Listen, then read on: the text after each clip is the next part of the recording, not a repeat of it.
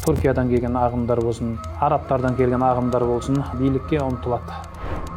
Аманжол Серікбаев, Аңламас ата мешітінің бас имамы, Хасеки институтының түлегі.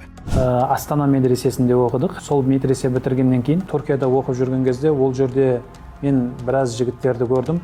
Сол бір жамағаттардың жатақханасында жатты. Солардың жатақханасында жатты, солардың тамағын ішті.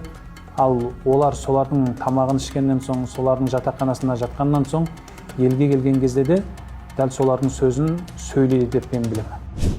Араб елдерінде, Түркияда тіл үйрететін діни орталықтарды марказ, худжра деп атайды.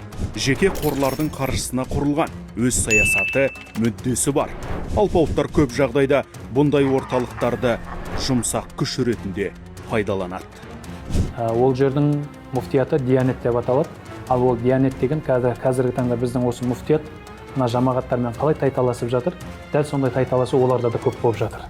Біздің муфтият ол жаққа түсірді. Бұл Хасеки оқу орнының ұтқан тұсы, ол жердің муфтиятының өзі тікелей бізге стипендия берді. Стипендия бергендігі себебінен біз ешқандай жамағатқа алаңдаушылық болмады. Яғни мен не үшін айтып жатырмын?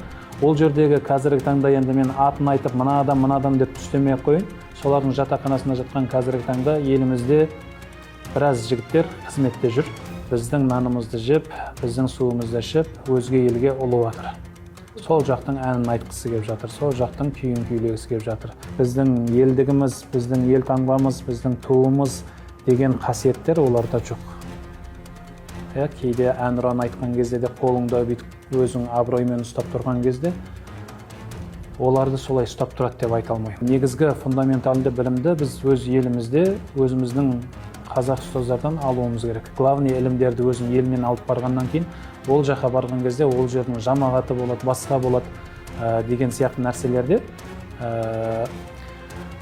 еріп кету деген нәрсе болмайды да.